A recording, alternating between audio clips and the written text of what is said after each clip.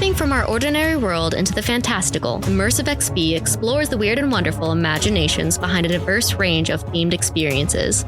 From virtual reality to escape rooms to live-action roleplay, nothing is off the table. We'll take a deep dive into what makes these adventures worth attending and which ones to avoid. Join me on a journey to explore the extraordinary and meet the people who make dreams a reality. Welcome back to another episode of Immersive XP. I'm Taylor Ford, your non-binary host based in Southern California. Seamstress by trade, silly little guy by trauma. Favorite classic novel? Alice in Wonderland.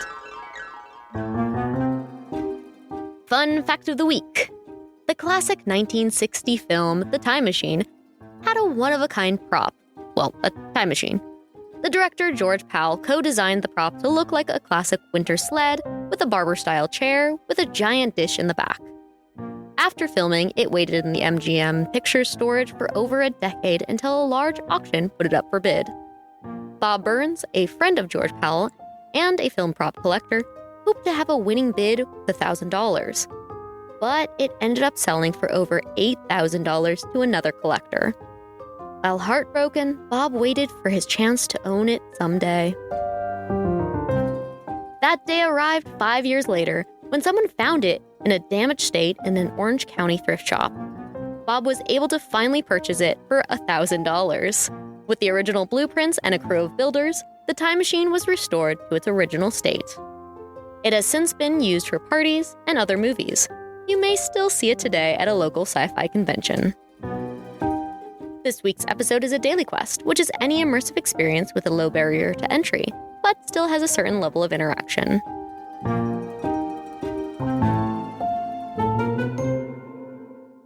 The After Hours Theater in North Hollywood has returned with an immersive theater experience in the H.G. Wells multiverse.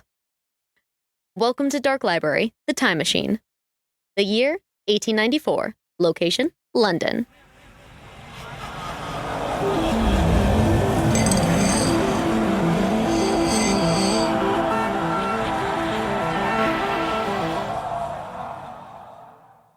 You, the audience, are brilliant scientists from the Royal Society and have been invited to a secret meeting for an important presentation from Mr. Edward Turner.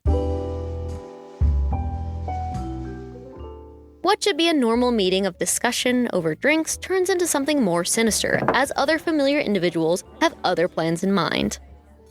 Featuring additional characters from The War of the Worlds, The Invisible Man, and Veronica, The Island of Dr. Moreau, the tales blend together in a completely unique adventure. I'll admit that the description for the show based on the website and press release was a little confusing. Since I attended the opening night, I had no idea what I was getting into when arriving. In a dark alley lit by moonlight, patrons were slowly ushered into the secret meeting. We were each asked what field of science we specialize in, since we are Royal Society members, of course, and given a sticker to indicate our field. We also received a small book stamped with a Dark Library logo on it, useful for taking notes during the evening and to take home as a keepsake. Inside the theater, it is transformed into a room filled with scientific curios, puzzles, and characters to interact with before the presentation. I immediately gravitated toward the cipher that another member was working on because I do love a good word puzzle, which ended up not working in my favor because I was so distracted by it that I had a hard time paying attention to the presentation. Just like my college days. My +1 was tasked with the side quest by Dr. Benjamin Griffin, aka The Invisible Man, which led to a small delightful drink in a vial. As soon as all the members arrived, the presentation began. From here, I'll try not to spoil too much of the show for those who want to see it for themselves. I will say that there is indeed a time machine, and you may be asked to participate to flip some switches. What I didn't expect was that the show is a musical. While some of the songs didn't really move the story along and others went a little bit long, all the singers were incredible and the choreography was well done with the space in mind. Since I did the cocktail experience, 4 small pours were included in the price. Each drink was given by the cast throughout the performance with themed names. The first, the Royal Society for Improving Natural Knowledge Brandy Cresta, has a brandy base with a multiple liquors and sparkling wine. The second, red weed on the black, a rum base with citrus and cherry juice. The third, Invisible Man, a clarified milk punch using pineapple and black tea. The fourth, the Traveler's Tonic, a bourbon base with bitters and cherry. All delightful on their own and enhanced with its timely arrival based on the story.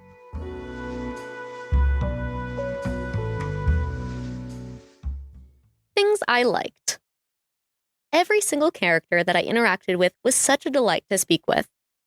I always appreciate when actors are also great at improv when roaming outside of the scripted performance.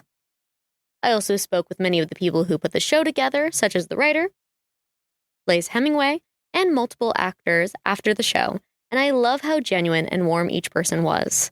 I definitely want to see more performances with them in it.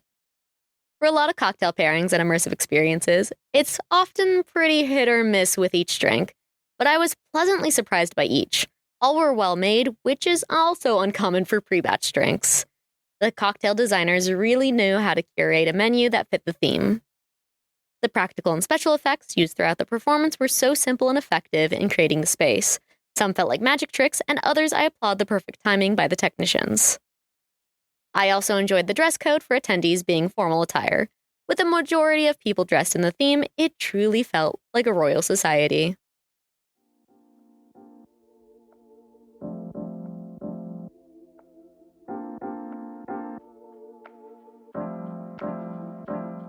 Things I didn't like.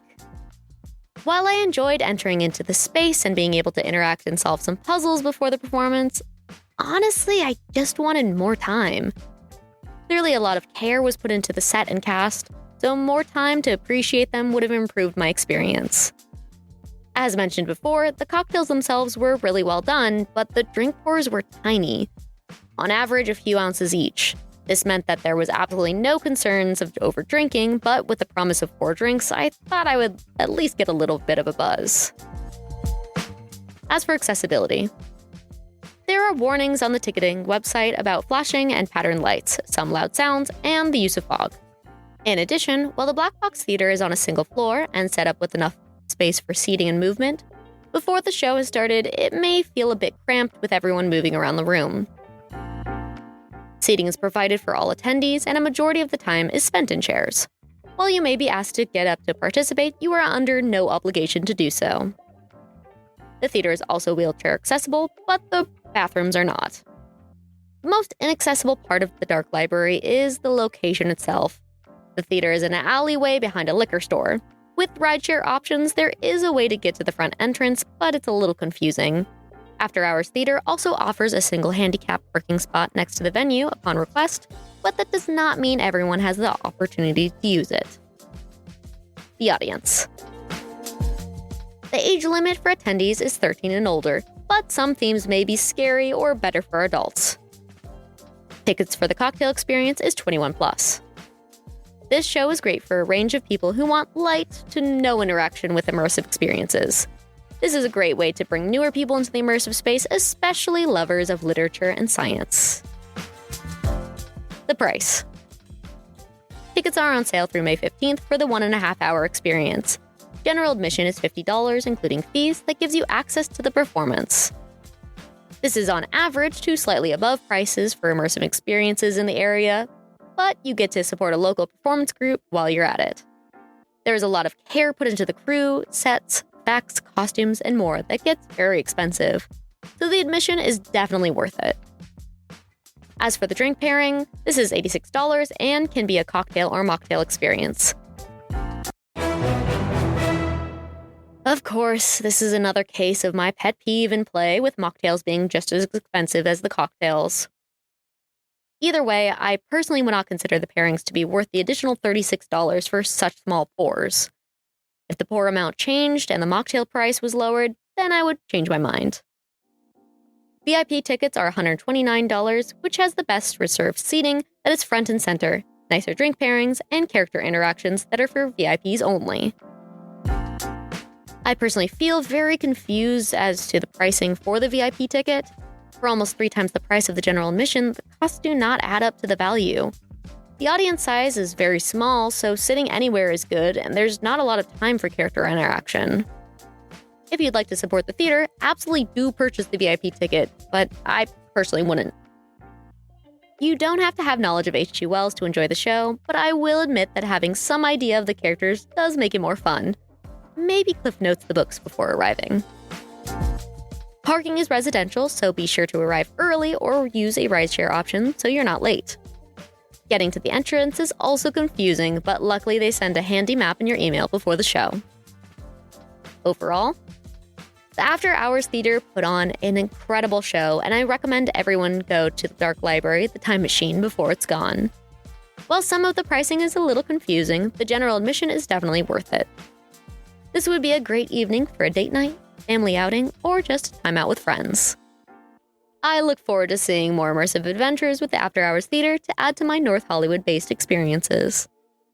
Until next time, we've been expecting you, and you've been doubting us.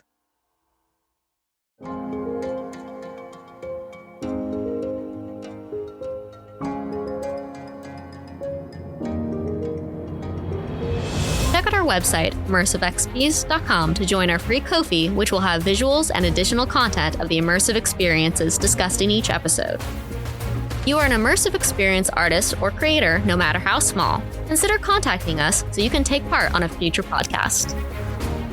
This podcast is recorded and produced by SoCal Podcast Studio in Orange County. Thanks for listening.